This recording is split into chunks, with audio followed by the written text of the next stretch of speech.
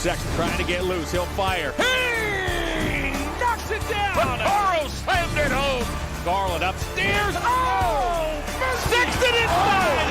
A thunderous dunk. And Allen blocked the shot at the rim.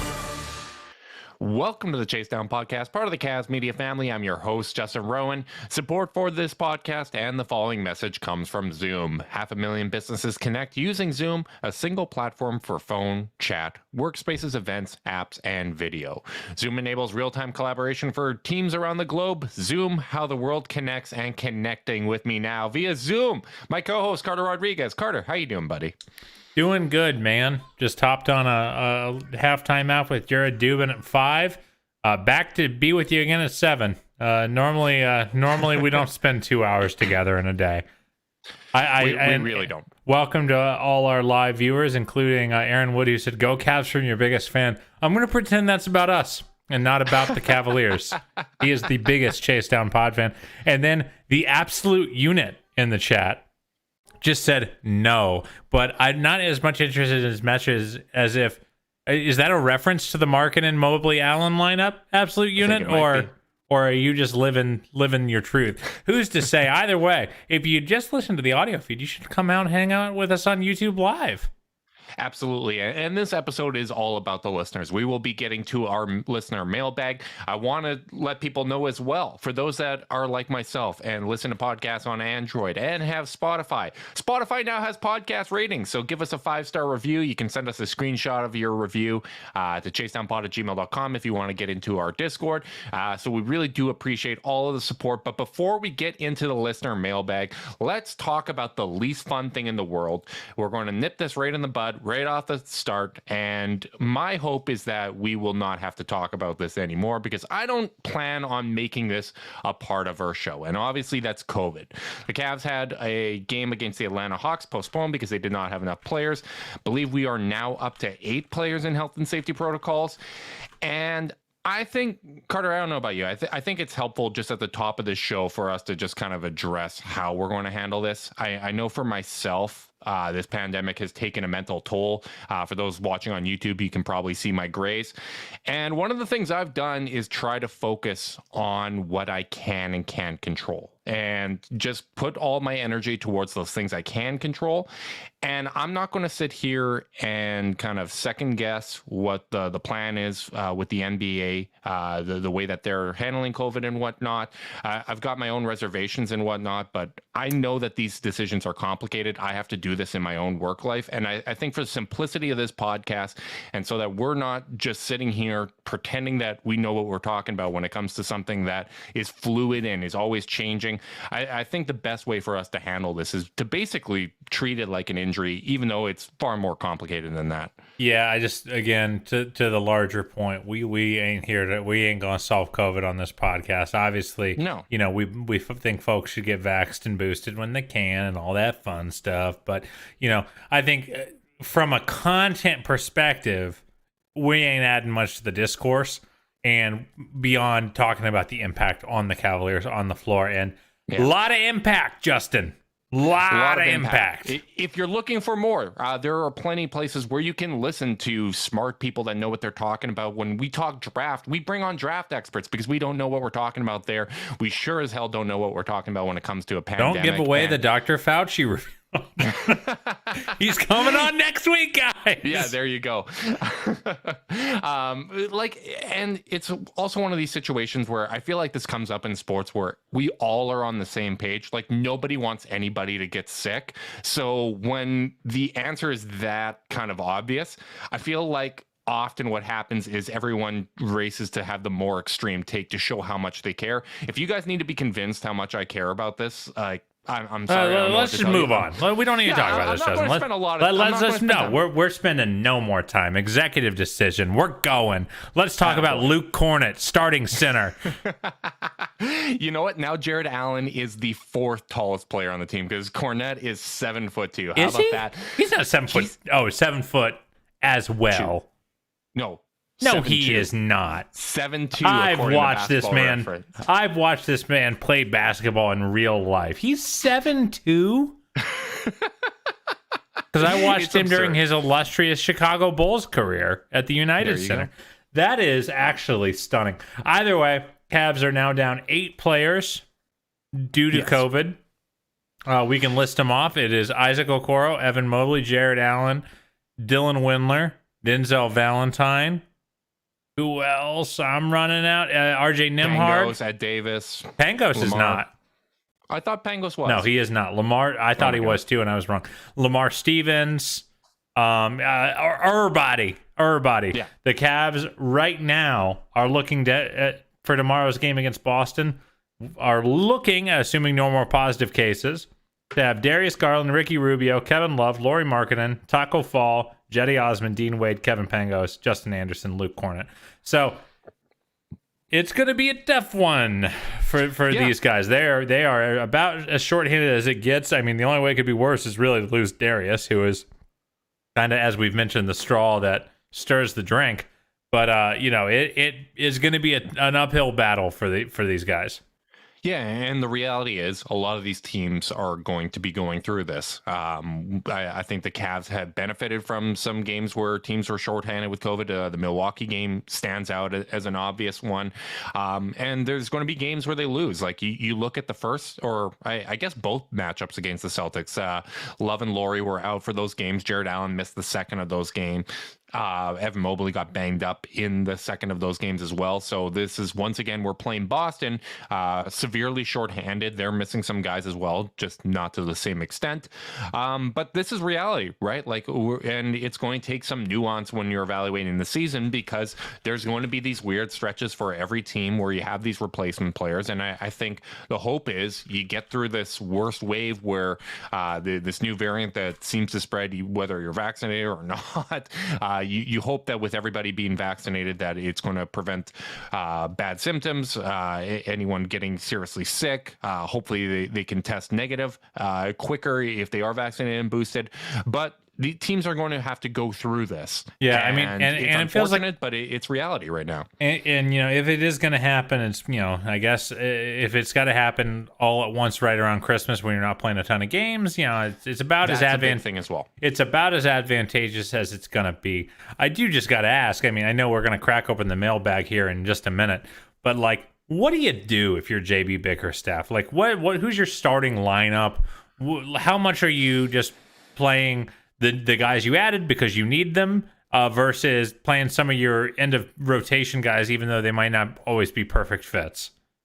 Yeah, normally my suggestion would be to try to maintain as much continuity as possible, keep the bench unit together if you can and whatnot. Although I think some of that goes out the window when you are missing Allen, Mobley, Ed Davis, and so many guys at one position. Continuity is a funny word to use. But I mean, to that end, though, I do expect to see I expect to see Darius start. I expect to see Dean Wade start, and I expect to see Lauri start, because that's kind of been who's starting. And now it's a matter of who is your starter. I actually think this is a fascinating question: is who's your starter at the 2? Because JB has been so hesitant to start Ricky, and to break up the Jetty Ricky combo, and. To the point of starting Lamar Stevens, who is very much not a 2 against Milwaukee, but now his options, if he doesn't do that, are Kevin Pangos, Justin Anderson, and that's it. Yeah, and I actually like the decision to start Lamar Stevens and Dean Wade in that last game, because if you're going to have those guys out there eating minutes, the likelihood that you're going to be able to carry one of those lineups is probably higher if it's with the other starters, if it's with Darius Garland, if it's with, I guess, Jared Allen when we had him and whatnot. Obviously, that goes out the window when you're missing 8 guys, and I'll be interested to see what they do there. But so who starts at the 2? I think you go Lamar again. I think Lamar is not available, my friend. Oh, that's right. Oh, my goodness. It is Ricky, Jetty, Pangos, or Anderson. My God, I guess you have to go Ricky. I think you go Ricky and you sub him out first. I go Jetty. I think because they have started Ricky for some games alongside when other guys were out, but they started him over. They started him while Darius was hurt. That's it. It's a tricky question. I don't think there's real answers here. Like this is going to be probably a game that's. I don't know if there's going to be any takeaways from it, and that sucks from our perspective. As you mentioned, it's nice that this is happening when it is happening because there are so few games, like especially with the Atlanta one being rescheduled. Next game isn't until Sunday against Toronto, who is missing half their team as well. 7 players went into protocols for them, including Van Vliet, Siakam, Gary Trent Jr. Part of me wonders if you start Anderson and Cornet. Is that the worst thing? Like, just I mean, like, unless, because like the thing is, Pangos would make sense if Darius wasn't also super small. Like that's like that. You're really asking for it there. So like I just think you can probably do that, and then your bench all of a sudden is exactly what it would be anyway. It's Ricky, it's Jetty, and Kevin. Yep. And they're probably not running more than 8 men. Here's the reality. There is no good answer. It's like trying to pick your favorite podcast host out of the two of us. It's are super only easy. Bad options. Oh, there's only, sorry. There's only bad options. I read the room wrong there. But let's move on because, as I said, this is going to be tough to evaluate. I don't like the fact that you're once again playing Boston shorthanded. I'm a little excited for it. Sometimes games that are like, obviously, like, it's just fun to see guys you don't know, even if it's just one game. I actually am pretty sad. I mean, I know you're trying to get us to the mailbag, but I am a little sad for like a guy like RJ Nemard, who has played pretty well when he's gotten minutes and is doing great in the G League for the Cavs. And I was kind of excited to see him get a shot. I was sad to see him on that list. I feel sad for almost everybody on there, like not just because they caught COVID, but because you have Dylan Windler, who is finally getting an opportunity, and then he gets assassinated. And not only did he land on his head, he's got COVID. Lamar Stevens, COVID. Isaac Okoro finally having a really great 5-game stretch, COVID. Like there's not a good time for it to happen, but I feel bad because I thought there was real opportunities for these guys to kind of go out and make an impression and maybe like earn their way into the rotation when this team is more healthy and have a deeper rotation. So it's really unfortunate timing, but we do need to get to this mailbag, Carter. Let's do it. Let's get there. And I intentionally picked this one first because I think it's fun. Corey asks, what's the most impressive win of the season so far? What is your opinion for the most impressive win, Carter? Can you go first? Because I haven't thought about it yet. So my answer, it took me some thought here, but I'm going to go with the win against the Mavericks. Not because I think the Mavericks are a great team or anything like that. In fact, beforehand, we were talking about how they're probably a little worse than their record. But to start a road trip against a team like Dallas, who had Luka playing really, really well, to survive that punch from Luka hitting all those threes, I thought it was a really, really impressive win. And for me, it was the turning point where I really started to buy into this team being a team that's in a good position to avoid the play-in if things don't go completely sideways. But I think this team, as healthy as they're going to get this season, is absolutely a team that can avoid the play-in. And the way that they handled Dallas with that kind of confidence and just really kind of taking away all hope, I thought it was the most impressive win of the year. But there's a lot of really good candidates here. Yeah, I think my favorite, even though it's not against a contender, was the win in Toronto. That was a game where nothing went right for this team. They were getting absolutely shredded on the boards, absolutely shredded in transition, and they had no business winning it. But they just did what past iterations of this team didn't do, which is they just fought really hard. And my answer, just straight from the beginning. I don't know where we died, but I'm going to pick it up straight from the beginning, and we'll fix it in post. Sorry, everybody. Had an internet drop. But yeah, so I think my favorite most impressive win of the season. Yeah, my most impressive win of the season, it's got to be the game against Toronto, because I know that Toronto's not exactly a contender here, but like ultimately they're a team that presented a lot of specific problems for the Cavs. They are unbelievably good on the offensive boards, unbelievably good in transition, full of tall, lengthy wings who get into passing lanes, and all that stuff happened against the Cavs. The Cavs had no business winning that game, but just through sheer force of will and grit and a Darius explosion, they hung around and ended up stealing a win. And like I thought it was such an indicator for the season that we've ended up seeing from them, which is this is a team that doesn't get blown out. They fight their way to competitiveness no matter who's been on the floor, and I think that's why it sticks out for me. Yeah, that's a great answer. I mean, that was a game that I think you and I were both convinced they were going to lose, and the fact that they found a way to pull it out, like that's the impressive thing about this Cavs defense is it keeps them in all these games. Like even when they played in Milwaukee, the third game in 4 nights, tough travel schedule and whatnot, like the offense wasn't going.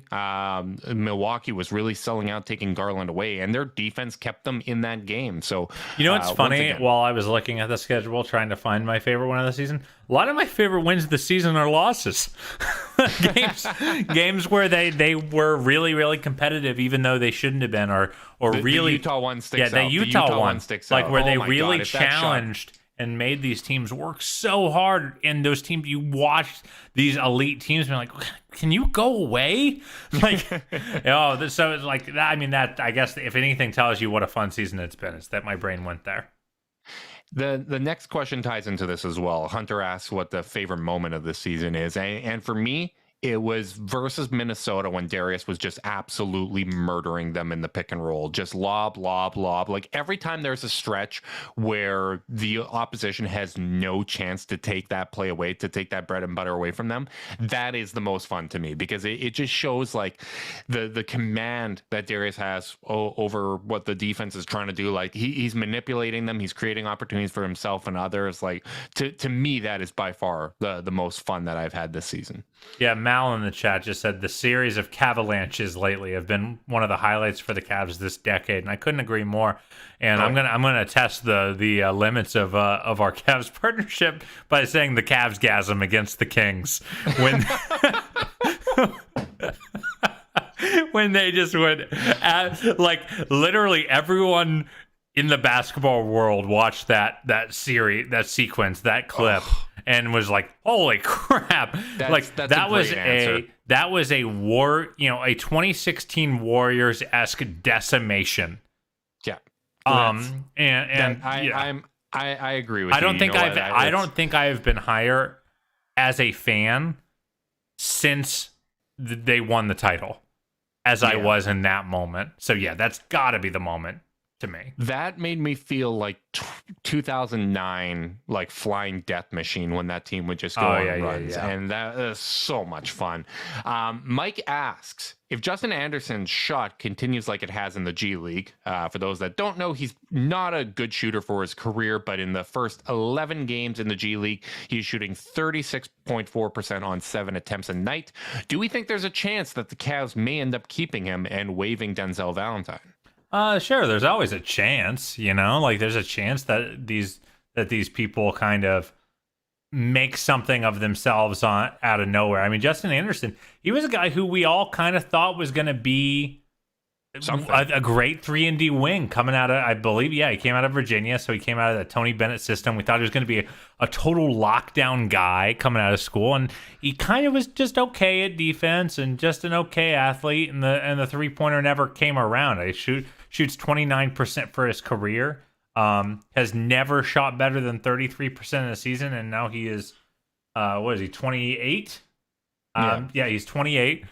I would be surprised if the three-pointer is real. I'll just leave it there. But if it is, like you probably have a fringe NBA player, and that's kind of what that position in the rotation is. So maybe there's a chance. I would be surprised, but I wouldn't. You can never rule it out. I'm going to go out on a limb and say no. I don't think that exact sequence would happen. I think if, for whatever reason, things click and he's performing well in practice and whatnot, maybe he might get the two-way spot over someone like Nembhard, right? Like where they kind of change up that versus waiving Denzel Valentine. I would not count on that. I don't know how much these guys are even going to play. I guess it's a fluid situation and anything can happen, but that specific order of operations, waiving Denzel Valentine, I just don't really see that occurring, to be honest. And also, it's worth noting. he takes some wild shots, Denzel does, but he, for the most part, plays hard on defense. He's been a very solid 10th, 11th man. He's given you what you'd want from there. Like you have to kind of manage your expectations when it comes to that spot in the rotation. And I'll say this, if the Cavs did make like a 3-for-1 trade where they kind of cobbled together some salary, I think that's where, like, if anyone impresses them during this run where they're playing these kind of emergency players, that seems like the time when they would make an addition. Because the thing is, you don't really, unless someone's completely unguaranteed and you really like the person you're bringing in, like really like them, the juice just isn't really worth the squeeze financially for like an 11th man. And Denzel doesn't have a small cap number, so I don't know. I just it seems very unlikely to me. Yeah. Adam Silver did come out today and say that there wasn't going to be a pause in the NBA season. There might end up being a pause in the G League season because all these poor teams are getting ravaged. And not just by the NBA poaching players. I'm sure there's cases there as well, because there seems to be all over the world. But I am enjoying some of the names that are coming back up. CJ Miles. I was so happy. Is CJ going to be playing tomorrow? Oh man, that's a great question. I love CJ. First time I'll be rooting. Favorite Cav. First time that I'll be rooting for a player playing against the Cavs to bury us. I love CJ. To bury us, my God, yeah. Carter. Yeah, that's awful. Pyrotechnic asks, if Okoro keeps progressing on offense and remains aggressive, what do you think Sexton's role would be, and or would we end up trading him? I would say that a trade has never been off the table, even independent of the injury, independent of Okoro. I think that when you're looking at your options with a restricted free agent, you have a couple, right? You can sign to a long-term deal, which is obviously, I think, what Justin and I would prefer as it currently stands. You can let them walk, which is the dumbest thing you can do. You can wait for someone to make an offer and just match it. Or you can have them sign the qualifying offer. And then the last one is a sign and trade or something of that nature. Now, I would rather the Cavs just sign Colin and hope they can find a good deal to make it work, because I believe Colin makes a real difference on this team if he's playing right now. But short of that, I think waiting out the market is always a challenge with matching. So like, and I think that if you give me the choice between let Colin walk and sign and trade him for something, I'm going to take the latter. So, if they can't come to terms on a long-term deal, I think a sign and trade makes a lot of sense. But we'll see how it plays out. I don't know. What do you think?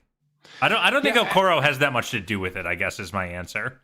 Yeah, I think Okoro's play, where it might come into play, is if he really continues to blossom and that unit is just working so well and there isn't roster turnover, because I think that's an important factor. Like if in this offseason the Cavs add a small forward and the dynamic changes with Lowry's not there, if there's continuity and you're mostly bringing back the same core and Okoro works really well in it and he blossoms, I can see a scenario where Sexton's brought back gradually, because think what Darius Garland looked like as a rookie coming off his meniscus surgery, right? Like there is an adjustment period and you may not want to mess with something that's working. But what I would expect is you're still getting a lot of minutes off the bench. I think this season has already shown players can get a ton of minutes off the bench and earn starters minutes on nights that they're playing really well. I would still expect him to be a major part of this team. I think you're correct in noting that a trade isn't really off the table for anybody. Like I think the only three that I would have tons of confidence in is Garland, Mobley, and Allen. But at the same time, I don't think a move is going to be done just to make a move or to save a dollar or two here and there. Like I can't recall in like the last decade the Cavs losing a player that they wanted to keep because they couldn't pay him, right? Like that's it's not really their game. That's one of the really fortunate things about being a Cavs fan, and one of the things that maybe sometimes I take for granted. But a lot of small markets lose dudes. A lot of small markets lose dudes. And I mean, Malcolm Brogdon would probably still be a buck in a different under different ownership. So I think that they should prioritize getting him back and figuring it out later. That's really what I believe. Especially when you're still talking about young talent. Like, my philosophy is, unless it's a home run, keep this group together. They're hardworking. They get along well. They're willing to sacrifice for one another, and they seem to prioritize winning. And I think Sexton is 100% a guy that prioritizes winning. So I would be trying to bring him back. But of course, you never know what the future holds. You never know what opportunities become available. So I think anything is possible. But I don't think. I think you're right that I don't feel like Okoro playing well changes the calculus on how you treat Colin Sexton or what role you're giving him. Yeah, I don't really think so either. I know this isn't really a mailbag question, but I saw it in the chat and I want to answer it real quick. In the spirit of the episode, Stephen Bombay asked, how good has the Ricky Love-Osmond combo been? I hadn't checked the numbers on this yet. Have you? No. All right, let's play the old guessing game. What's the net rating with that trio on the floor in their 187 minutes together? Plus 13. Plus 16.8. I can see why JB is starting Lamar and trying to keep that unit together. My word, that was better than I thought. What do you think it is with just Rubio and Osman? Oh man, probably like plus 14. Plus 12 and a half. Huh? Pretty dang good. That's the thing. Like, you can do almost any combination with the Cavs, and this speaks to how well they've played this season. 187 minutes is no trifling number. You get like double digits, like positive net ratings with so many combinations of players, and that is just endless amounts of fun. I do think that does tie into one of the questions that we received, which is, how do the Cavs go about long-term? Reese asked us this. Long-term, how do the Cavs replace what Love and Rubio are giving them? Because obviously they are older than the rest of the core. When this team, like when Mobley is 4 years down the road, you can't count on these guys to still be here and giving that kind of production. How do you go about replacing that, Carter? So I think when we say long term, we should mean really long term. At least at the Rubio level, because I would love to sign him to a 2-3 year extension if I had my druthers. Let's go 4 years. 4 years from now, Carter. Okay. Oh, where do you see yourself in 4 years? So I think that it's a trick question. Actually, the kids will replace their production because they won't be kids anymore 4 years from now. Mm-hmm. And what you're really looking for there is just good supporting play around them. You don't need to. Ricky and Kevin fulfill such an important role in this team because they're the grown-ups in the room. Mm-hmm. And eventually the kids will be grown-ups in the room. And, at that point, all you need to do is look for stylistic fits. You don't need to worry about know-how and reps and experience as much because these 21 and 22-year-olds will be 25, 26. And now, obviously, it's still good to have that presence on the team, but like their specific production, I think, is relative. Well, I mean, I don't know about how relatively replaceable it is because they are actually producing really, really well. But you're just looking for high-performing role players at that point. Yeah, I think you're right to turn kind of the focus to how the young guys are playing, because ultimately the answer to that question is going to depend on how they develop, right? Like, if Mobley has changed and added to his game where he is more of a playmaker, where he's like a Marc Gasol, Jokic, maybe not Jokic, but like Marc Gasol level high post creator that's generating a lot of offense, and you have Darius out there generating a lot of offense, maybe what you want from the backup guard position is a little bit more of a combo guard, someone that's going to provide some secondary playmaking, but that primary initiation is coming off of the kind of the main pieces. Maybe you've added a playmaking wing that changes the calculus.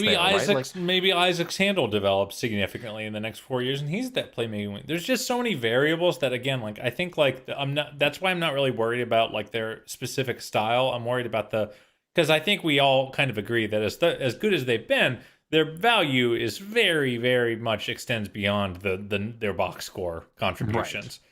Which is the biggest thing for them right now. And that's the stuff I think will start to just even out as this team gets a little bit older. No, completely agree, and it's all fluid, right? Like you're ultimately trying to get 48 minutes of great basketball with various different combinations and stuff like that, and it depends on how these guys grow. It depends how Sexton develops. It depends how Okoro develops. Is Laurie still here? Like there's so many different factors that can go into that, but I do think it is an interesting question. J. Cole asks, do you see Okoro coming back and picking up where he left off, or do you think there will be an adjustment period? J. Cole's in the channel. Holy crap. We got some A-listers. I would imagine he's going to pick up where he left off because he did not have a physical, an injury that he's coming off of. I think Fedor reported, relatively mild symptoms for folks. If he didn't, apologies. But I think that as long as no one's really sick, which fingers crossed that no one's really sick, and these are some of the more mild outcomes that tend to happen when you are vaccinated. Then no, I don't expect a drop off. I hope he kind of just hits the floor running. Like obviously his timing was really unfortunate, but if nothing else, it's just more time for that hammy to get all the way healthy. Well, I guess we're doing some role reversal here because I'm going to go on the other side and say there's probably going to be a little bit of an adjustment period. I think when you look at that 5-game stretch that Okoro had, it was phenomenal. I think it was really encouraging. You want to see kind of those high watermark performances. But I do think to some extent it's matchup dependent, right? Like I think when you go up against a Milwaukee or some of the tougher teams, he's going to have a tougher time because there are still limitations to his offensive game. And it depends on like who he's playing against. Confidence after being off for a little while, getting the conditioning back. Like I don't think it's going to be a massive adjustment period because it's different than him coming back from the hamstring and trying to like learn to regain that trust and whatnot. And we still don't know if there's other factors, right? Like even if you have mild symptoms, sometimes players talk about having brain fog and other issues that linger for a while. So I would say I don't have tons of confidence that he's going to come back. But I still do think the body of work that he had before that positive test factors in. I think that that's something he can build off of. We've seen Kevin Love and Lauri Markkanen come back after being off with COVID and having symptoms and having issues, come back and play well. So I wouldn't rule it out, but I don't have complete confidence that he's going to come back guns blazing. You heard it here, folks. Justin doesn't believe in Isaac Okoro. Quote me. Put it down in stone, Carter. I don't know. I'm sorry. Keep us going. All right. Next one. Friend of the podcast, Bron Jetty from Brazil. He actually asked us 2 questions. Our guy.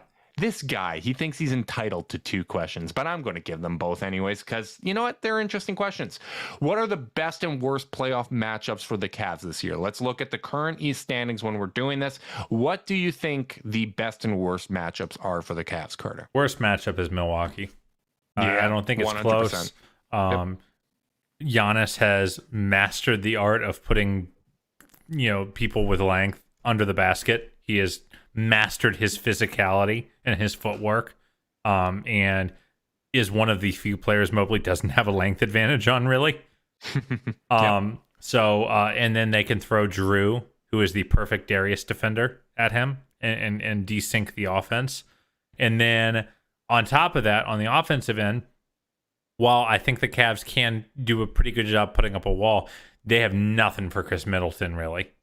No. Who is an elite mid-range shot maker, because the Cavs are really good at taking away easy shots right now, but like that's Middleton's value, is he makes hard shots and can do it at volume. So I think they're the hardest by a country mile. So much better. I'd feel like sorry to cut you off, but like I would feel a lot better in that matchup if they did have Sexton. Like I think the absence of a second creator really, like I think that's the one team that really kind of can expose that, especially in a playoff series. Like teams start making adjustments when you get to the playoffs. They don't do that in the regular season. Even a Mike Budenholzer team is capable of making an adjustment or two, and I think they are best suited to take away the Cavs' bread and butter. So I think that's where the inexperience and roster limitations would come in. Before you pick your best or before you pick your worst and best, I think we should set a ground rule. best needs to be a bet among the top 6 seeds in the East, just to challenge ourselves a little. Because I think the Charlotte Hornets would be our best. Yeah, sure, but yeah, let's challenge ourselves a bit. I think there's interesting ones. Like there's Boston, who's going to maybe feel good if they get that 2-1 series lead and get the tiebreaker after another asterisk win on Wednesday, if that's what ends up happening. They like to get confident and to be dragged back down to earth. All right, so obviously, who's your worst? Is it Milwaukee? Yeah, I already agreed with you. Thanks for listening, Carter. I couldn't tell if you were just being a good co-host or if that was actually your pick. Gee whiz. 100% it's 100% Milwaukee.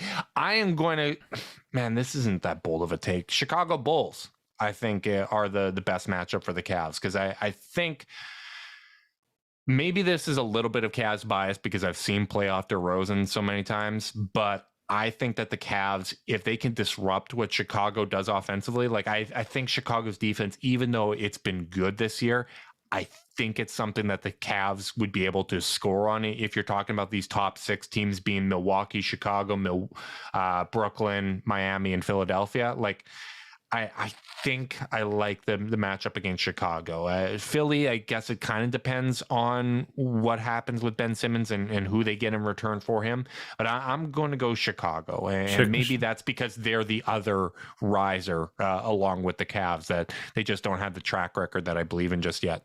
I went from being wholly unafraid to Chicago to just a little bit afraid.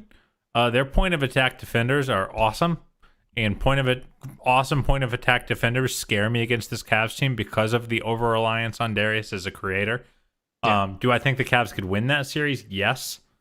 Can I say a thing that the Heat beat for our friends at the Heat beat would hate? Oh God, give me Miami, man.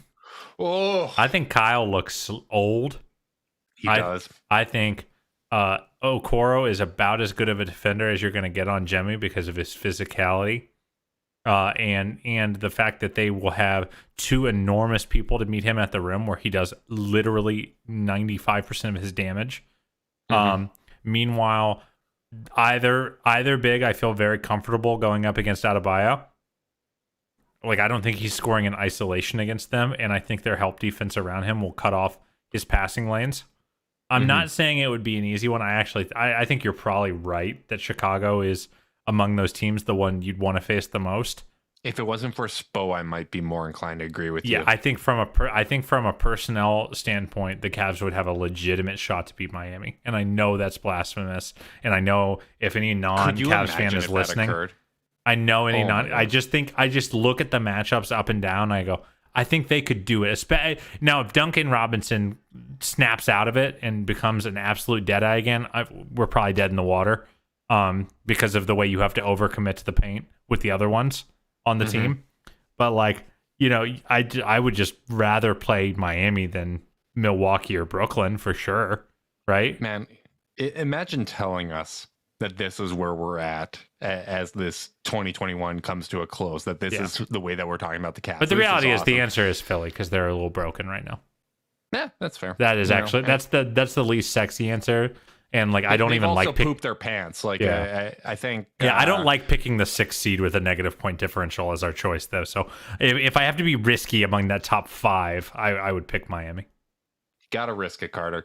Jerkois asks, how far down could we fall at the end of the year and still be considered positive development? If we ended the season in the play-in, would we be satisfied? No. My answer to this is it depends on context. Like, how did you get to the play-in? Like, if COVID hits multiple times and you have losing streaks that get you to that 7-8 seed, like, that would be disappointing. But how disappointed I would be based off of how this team performed when healthy. I would still have disappointment that's the way the season went, but I wouldn't have disappointment in the roster for that occurring, right? Because it's factors outside their control, whether it be COVID or injuries. But yeah, I think my expectations have shifted to the point where I want to avoid the play-in, and I think that this team has a really good shot to win a first-round series. Now, you never know with the volatility that we're seeing with the NBA right now, a really good team might fall down in the standings and all of a sudden become the Cavs first round matchup. So I think everything needs to have context when you have yet another weird season. That being said, yeah, it would be a little disappointing if they didn't get out of the first round or if they didn't avoid the play-in. I think getting out of the first round is so dependent on who they match up with. Like I know that Boston's had a weird year, but like if Jason Tatum and Jaylen Brown knock me out of the playoffs, I'm like, okay. Like they're older, frauds. They're more experienced. Frauds. They have made conference finals. They're frauds. Perhaps so. Fraudulence. But that's a team that can shoot you out of a playoff series really fast. To clarify, them as a team are fraudulent. Those two are legitimate, but once again shows that is a team that is not better than the sum of their parts. No, they are not. Oh my god, they are not. But the sum of their parts. But we've seen in playoff series all the time where individual talent can just take you over the mountain there. So, so I'm not at the point where I'd say, oh, they have to win a playoff series for me to be happy. But if they fall into the play-in, I think I'd be a little disappointed. But again, it's all context driven. Like. But if this is if the core of their team that we've seen get to 19 and 12 are healthy, then yeah, I think anything less than a 6 seed would be disappointing. Mm-hmm. I think that's absolutely fair. Billy. He asked the question, Carter. Do we think Wade has earned permanent minutes in the rotation? And the only reason why I'm saying it that way with that tone is he is a beloved member of our Discord and a Dean Wade believer over the last couple of years. I'm not sure he isn't Dean Wade. Given, I think Dean Wade would be uncomfortable with how much Billy loves Dean Wade. If he is Dean Wade, come on the podcast. Absolutely. Yeah, come on, brother. Why would you be just stalling for so long? But yeah, you know what? I think he deserves permanent minutes. I'd probably feel a little different if Sexton was still here, because then I would feel like, okay, you can go 9 deep pretty well and all these guys deserve real minutes. But Dean Wade has shown versatility playing at the 3 or the 4 that works within the context of this roster. And I think to alleviate some of the wear and tear on the body and deal with a long season, I would like to see Dean Wade get permanent minutes. I know it's a little tricky because this team is so heavy when it comes to bigs, but his ability to flex over at the 3, I would like to see him at least get 10 minutes a night. Yeah, I just don't see why he wouldn't be at this point. Just like that 10 minutes of backup 3. I think he's been better than Lamar over the course of the season. Yep. And yeah, if the team's healthy, he should be in the rotation. I think this is actually not a conversation. JB, I understand why JB's been rolling with 8, but every time I see 8 plus 7 minutes for the 9th guy, it just makes me antsy. I just worry about these guys burning out. So yeah, I want a 9-man rotation. The one thing I'll add to there, because that has been a discussion point, is it'll be an 8-man rotation, but the high players are usually at like 32, 34. No, it's not. I would love that to be the case, but the guys are playing 35. Everyone's in that like 26 to 34 window where even the reserves are playing a lot of minutes. I think if you look at the box score, that more often than not, that is the scenario. I do not agree that it is more often than not the case. Garland is playing 34 minutes a game. Mobley's playing 33.6, so basically 34. Yeah, but he's also had stretches where Laurie and Love were out, right? Like, yeah, I get it. It's just I'm just going to be antsy about it when I see that 8 next to their name. Because the thing is, here's why I'm antsy. If I'm being really honest, a lot of time it's in games where the Cavs won by 20, and it's like if the team made a comeback, then they got to go play 40. Like we saw that in the Sacramento game, where it's like, look, this is why the podcast works. I'm the optimistic one. You're the antsy one. This is the yin and yang of and I'm the one who considers context, and you just read the box score. I understand. Yeah, exactly. It tells me all I'll ever need to know. I don't even need to watch the games. Bron Jetty again. What one individual improvement would have the most impact on how far the Cavs can go this season? Would it be Garland reducing turnovers, offensive consistency from guys like Mobley or Okoro? What would your pick be if you could make one individual improvement to one player on this roster, Carter? I I think it is Okoro being a 36% 3-point shooter. I think that is fundamentally on at least 4 attempts a game. I think that is fundamentally affecting the team's ceiling. Your thoughts? Yeah, I think the funny thing with Okoro, like, he does so many things well. Like, he makes the right pass. He's good when he's attacking the basket and whatnot. And that 3-point shot would really open things up. For the interest of the podcast, I'm going to go a little different and say Mobley's offensive consistency, because there was that stretch highlighted with that Knicks game where he was so aggressive and he was hitting these shots and he was creating like jump shots for himself and he was creating opportunities for other guys. And if we could consistently get that kind of production from Mobley, that can kind of become the big playmaker at a higher volume that I think this team needs to be a little more dynamic offensively. You need someone that can kind of generate those opportunities, because I think that more than Okoro hitting the threes makes it harder for teams to really sell out and take Darius away. I think if Mobley is creating those jump shots for himself, that opens up all these opportunities. If he's creating off the dribble and whatnot, I just think the need of a big playmaker and someone that can provide that secondary initiation from the front court is really, really needed with this roster. So I'm going to go with Mobley's offensive consistency. I consider that one as well. Mobley's jumper continuing to develop and his scoring to continue to rise. But yeah, both good answers, I would say.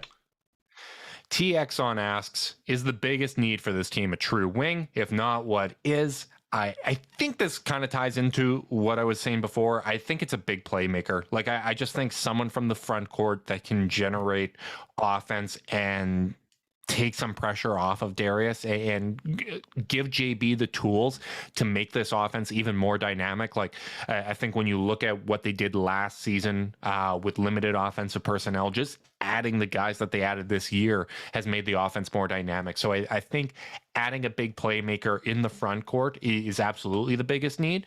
I think it is more common to find those type of players. Like, it's not super common to find them in general, but I think it's more common to find that at the small forward position than the 4 or the 5.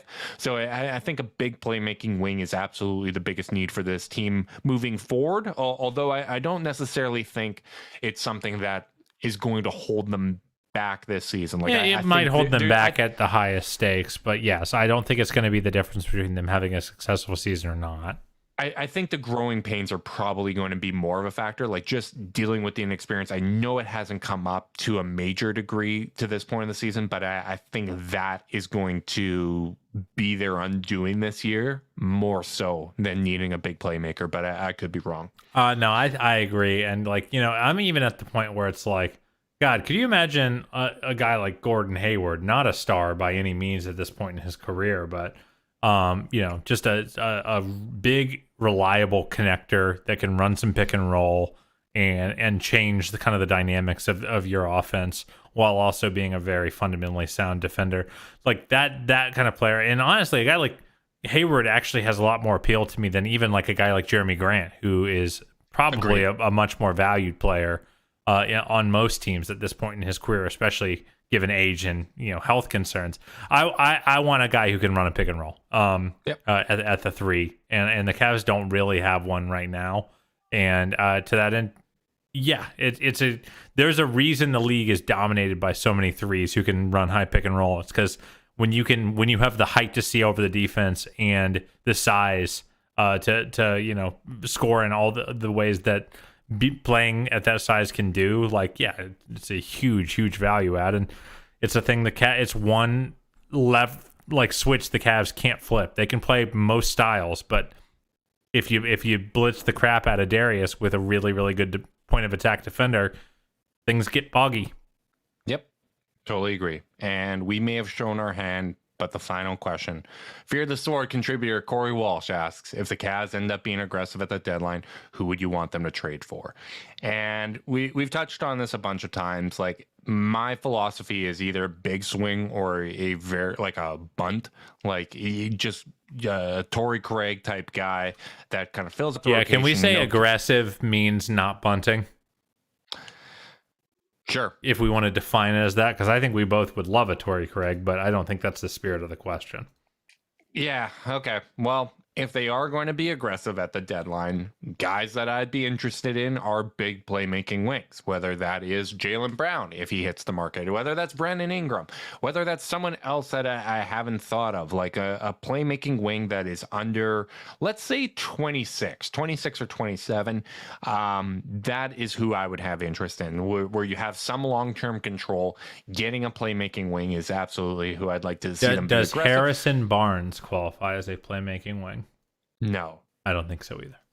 No, Barnes would, like, I get the fit. If he was a free agent, I would understand wanting to sign him and whatnot if he had the flexibility to do so. But does Dylan Brooks count as a big playmaking wing? I'm not saying I don't think he's on the table anyway. Just curious who crosses the playmaking threshold for you? Yeah, I don't know if Dylan Brooks, I guess that would count as being aggressive, because I think he's a pretty dynamic player. Obviously addresses the Canadian quota, which we really need to make sure that we're keeping an eye on at all times. It's dangerous right now in Cavs town for the Canadians. Yeah, poor Pangos holding down the so fort. Alone. But Brooks, I think he would factor in. I think Brooks would actually make a big difference on this team, but obviously not a guy that I could foresee being available. Memphis is doing pretty well, even though some of their courtside fans disagree and think that they're better without Ja Morant. Well, I mean, I think the proof is in the pudding on that one. Oh yeah, absolutely. Just to take that for data, man. Just look at the facts and figures. No, once again, looking at just wins and losses with young players and writing off young players that are fun and work hard, I wouldn't recommend doing so. No, Carter, you got any better answers? No, you kind of ate all the airspace there, my friend. That's the thing. We said this during the draft about why we like Cade, because it was like, big playmaking wing. It's like the dumbest, easy, like, to pretend it's insightful to say a team would be helped by a big playmaking wing is hardly like it's not rocket science. It's good to be tall and be able to run a pick and roll. So yeah, I think. But also the difference is, like, that is a helpful building block for all teams. The Cavs are in a different situation where I think they've crossed off most other spots that you would want to build a complete roster, and that's just the one remaining hole and kind of the one gap that you'd like to see them fill. At some unfortunately, points. It's just the most expensive one to fill, probably in the entire league. So, we'll see if they can get. Which is why I'm like not in a hurry to be aggressive if it doesn't mean someone of that caliber, because it's like, eventually I do think this team is going to need to, use some of their firepower to go get one of these guys. And so don't burn it on fringe rotation players that, or reliable rotation players who are your fifth man. Like, it's just not worth it. Like keep your powder dry. This team's good enough on their own. You have to be really, really careful on who you pull the trigger for, because you may only get one or two opportunities to do so, and you do it on the wrong guy. You add a Kristaps Porzingis, and that can really impact your team building. So I want to thank all of our listeners for submitting questions. We really do appreciate it.